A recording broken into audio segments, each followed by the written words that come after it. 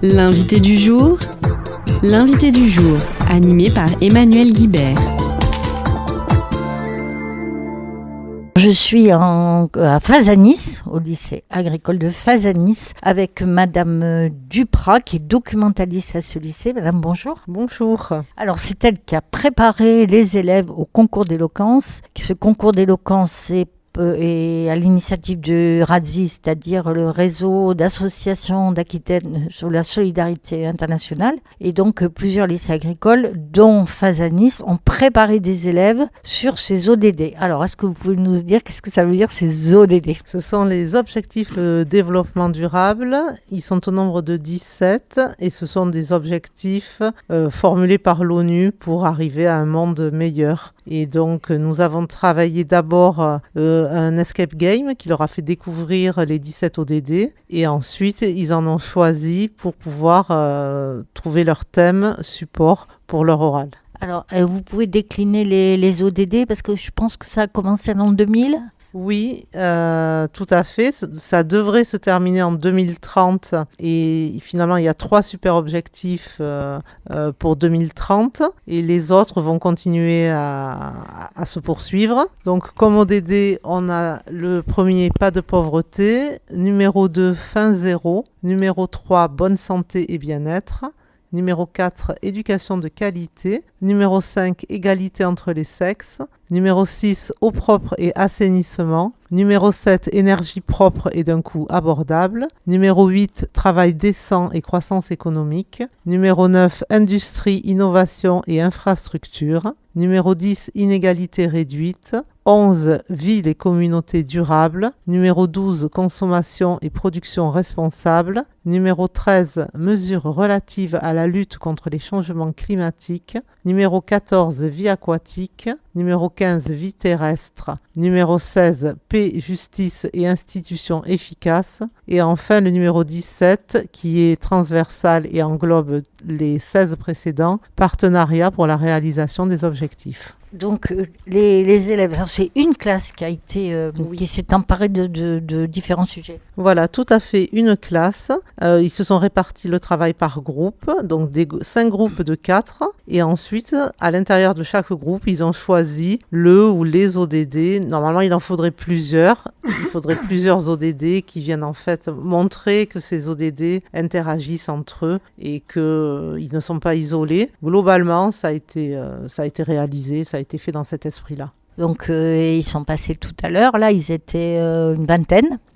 Pour s'approprier donc différents sujets. Oui, alors il y avait comme sujet un groupe sur la déforestation, un groupe sur la pauvreté, un groupe sur l'égalité hommes-femmes, un groupe sur la pollution marine notamment, et enfin un groupe sur la végétalisation des lieux urbains. Voilà, alors en fait, ils sont passés sur la scène, il y avait donc un jury. Il y avait un jury de 9 personnes, un seul enseignant, ça on y tenait, qui n'avait pas la classe, qui plus est, et des profils très diversifiés. Il y avait une journaliste, il y avait une présidente d'association, il y avait un formateur en horticulture. Quelqu'un de la ville de Tonins. Voilà, un élu de la ville de Tonins. Il y avait une ancienne enseignante et un ancien élève de la promotion précédente de la filière horticole. Voilà. Des profils. Et il y avait également Stéphania qui est de la Maison de l'Europe. Et donc c'était bien parce que l'Europe aussi s'intéresse à ces problématiques. Et on a dans cette classe des jeunes qui vont partir en stage en Belgique. Et donc c'est bien aussi de voir l'ouverture culturelle, aller travailler pendant 15 jours en Belgique et voir aussi les différences et ce qui fait que la culture européenne et l'esprit, la citoyenneté européenne, qu'ils en prennent conscience. Ça c'est important. Alors, qui les a préparés concrètement là, à monter sur scène et à présenter d'une façon dynamique ces ODD ? Alors, pas nous. On a fait appel à un comédien, Mathieu Regnault, qui est venu 2 fois 4 heures finalement, ça fait peu de temps par groupe, puisqu'il a passé tous les groupes. Mais bon, il a fait faire des exercices, il a pu leur donner des conseils et leur donner confiance également. Nous, on avait travaillé avec eux les textes et il y avait également Joël Carillon du CCFD Terre Solidaire qui était là sur 6 séances et qui, par son expérience, les a vraiment coachés également pour l'oral, parce que c'était cette dynamique d'oral en fait qui compte. Oui, parce qu'ils ont été donc jugés sur la voix, l'argumentaire, comment ils utilisent l'espace, c'est ça? Oui. Puis comment ça se raccroche aux ODD.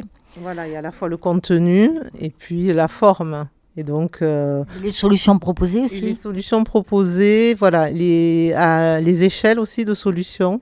Je pense l'émotion aussi suscitée. Il y a eu des groupes qui ont peut-être su trouver davantage la porte des émotions, même si tous, à leur manière, nous ont procuré des sensations et des émotions. Donc, alors là, il y a une demi-finale bientôt. Plusieurs demi-finales, je crois. Il y a 3 demi-finales sur la Nouvelle-Aquitaine. Les établissements sont répartis sur les 3 demi-finales et envoient à minimum un groupe en demi-finale. Les établissements où il y a plus de 35 élèves envoient 2 groupes. Donc voilà, nous on participe à la demi-finale à Pau le 3 avril. Après, il y a une autre, je crois, Périgueux. Et la troisième, je ne sais pas. Sainte. Peut-être.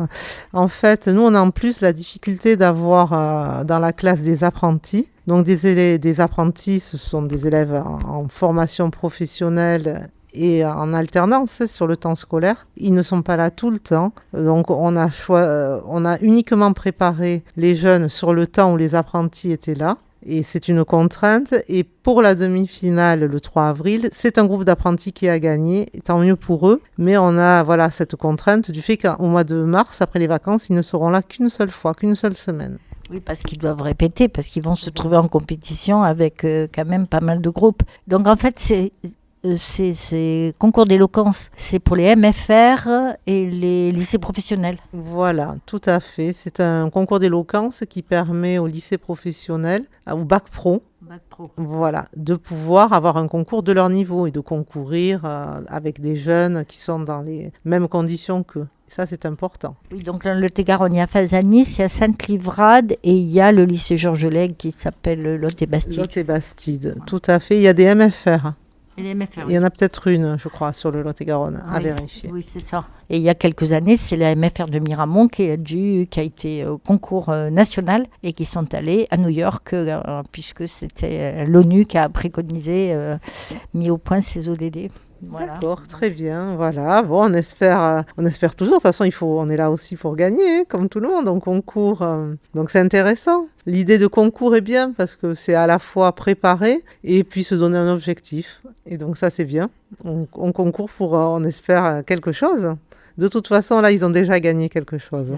C'est très bien parce qu'ils ils ont écouté les observations qu'on a faites et puis ils ont beaucoup travaillé. C'est pas facile pour des jeunes de cet âge-là de se produire devant les autres et puis de travailler un sujet qui est quand même l'avenir. C'est quel avenir pour demain, le monde, voilà, quel monde pour 2030, quel avenir pour 2030. Alors, vous pouvez me donner les coordonnées du lycée Fazanis quand même, puisque c'est un bon lycée, très familial, où les professeurs sont tout à fait à l'écoute des élèves, comme le proviseur d'ailleurs. Alors, notre lycée se situe à Tonins, 1443 route de Clérac. Notre proviseur s'appelle Madame Cambou. Nous sommes effectivement un petit lycée avec une belle exploitation horticole, puisque nous produisons des fleurs, et nous avons également un plateau technique en service à la personne avec un appartement pédagogique, une cuisine pédagogique et une salle d'enseignement dédiée.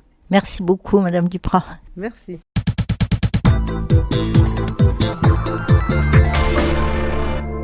Je me trouve au lycée agricole de Sainte-Livrade parce que les élèves ont préparé tout un travail autour des objectifs de développement durable. Et donc là, ils vont passer devant le jury. Donc c'est le RADSI qui manage ça. Donc je vais donner la parole à quelques-uns.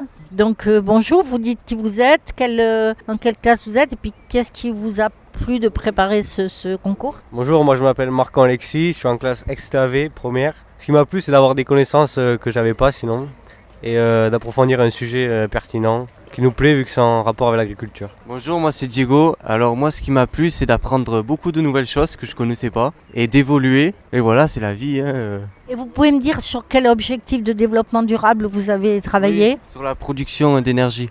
Et vous aussi?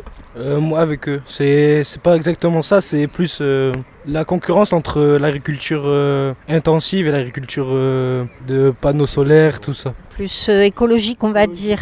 Et moi c'est Victor Xavier et du coup je travaille, on travaille sur le sujet de la faim dans le monde et le but c'est de sensibiliser un maximum de personnes parce qu'on s'en rend pas compte des dégâts que ça peut faire et du coup voilà.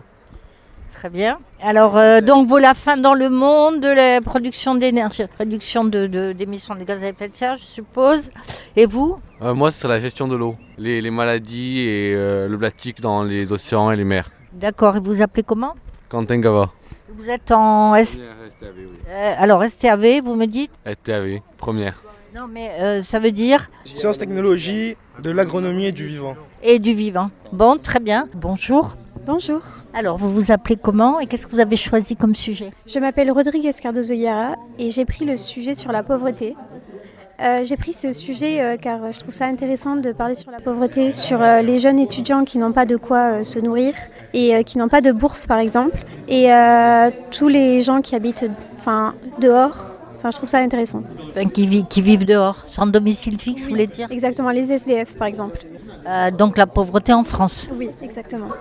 Bonjour, je m'appelle Moussa Bona Iwani et on a choisi comme sujet la pauvreté. Ah oui, vous êtes dans le même groupe que votre collègue. Moi j'ai choisi parce que la pauvreté c'est quelque chose qui me révolte. Par exemple moi je viens de Mayotte et je sais que les conditions de vie là-bas c'est pas trop ça. Pour l'eau, pour les études, tout ça c'est compliqué. Pour l'éducation, pour l'accès à l'eau. Oui c'est ça, même la nourriture aussi c'est cher et ils ont pas de travail pour pouvoir payer tout ça, ça me révolte quoi. Il y a longtemps que vous êtes en France? Oui, je suis arrivé en 2012. Vous allez quelquefois à Mayotte? Non c'est compliqué, c'est très compliqué pour y aller. Oui, puis en ce moment l'actualité ça doit vous faire souffrir. Ouais, oui. Bonjour, moi c'est Dupuis Ludivine et j'ai choisi comme sujet la pauvreté. J'ai choisi ce sujet parce que ça me touche, c'est très touchant, je sais pas comment expliquer, Ça vous touche au cœur? Oui voilà, ça me touche au cœur. C'est pas une chose qui est normale quoi dans ce monde. Oui, ça vous révolte un petit peu en fait. Oui, tout à fait. Et moi, bonjour, c'est Veloso Jessica. J'ai choisi le thème de la pauvreté. Ce thème me touche vraiment, je sais pas, pour expliquer comment la pauvreté règne dans le monde ou en France. Ça me touche vraiment à cœur. Très bien, merci. Alors je suis avec un autre groupe de Fazanis qui travaille donc sur les objectifs de développement durable. Donc c'est un concours d'éloquence qui s'étale dans toute la Nouvelle-Aquitaine. Alors vous pouvez me dire qu'est-ce que vous avez choisi comme sujet et pourquoi? Nous on a choisi le sujet des inégalités entre les femmes et les hommes. Parce qu'on est des femmes, donc ça nous concerne forcément, parce que c'est un combat qu'on mène tous les jours de notre côté, donc on trouvait ça bien de choisir. Et alors comment vous êtes documenté? On a fait des recherches sur internet, sur différents sites gouvernementaux, officiels. Au niveau des associations Oui, peut-être aussi. Alors je suis toujours à Fazanis dans le cadre de concours d'éloquence pour les objectifs de développement durable avec un autre groupe qui a donc choisi la déforestation. Alors, la déforestation, pourquoi vous avez choisi ce sujet? Car c'est quand même un thème qui est emblématique dans notre cas actuellement. Nous vivons dans un monde où on casse les forêts, on ne pense pas vraiment aux conséquences qu'il y a derrière. Donc c'est une thématique qui est vraiment problématique pour notre avenir et en même temps pour les animaux et pour les conséquences qu'il y a avec. Et en quoi c'est un problème de couper les arbres? Déjà, au niveau de l'oxygène, c'est mauvais. Après, en même temps, il y a les animaux, tout ce qui est les animaux qui vivent dans les forêts, ils sont en voie de disparition à cause de cela. Et en même temps, ça fait un réchauffement climatique, et ce qui n'est pas vraiment bon pour notre cas. Voilà. Très bien. Est-ce que vous voulez dire quelques mots sur ce sujet? C'était plutôt complet. Et vous avez trouvé la documentation? Comment vous avez fait? Ah oui, on a fait des recherches, on a trié les informations qu'on a trouvées, puis après on les a mis ensemble, on a fait un petit discours, et c'est ce qu'on va présenter aujourd'hui. Très bien.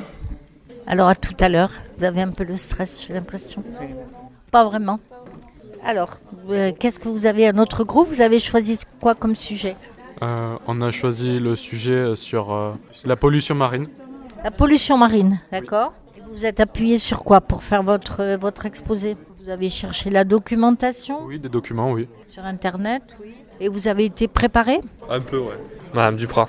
Madame Duprat qui s'occupe donc de tout le secteur de documentation, je pense. Et il y a aussi quelqu'un d'autre, Joël Carillon du CCFD, qui vous fait travailler pas simplement l'élocution, mais vous avez travaillé sur quoi aussi? Un peu la forme du texte, tout ça, voilà. La mise en forme, tout ça. Bon, très bien. C'était l'invité du jour, animé par Emmanuel Guibert.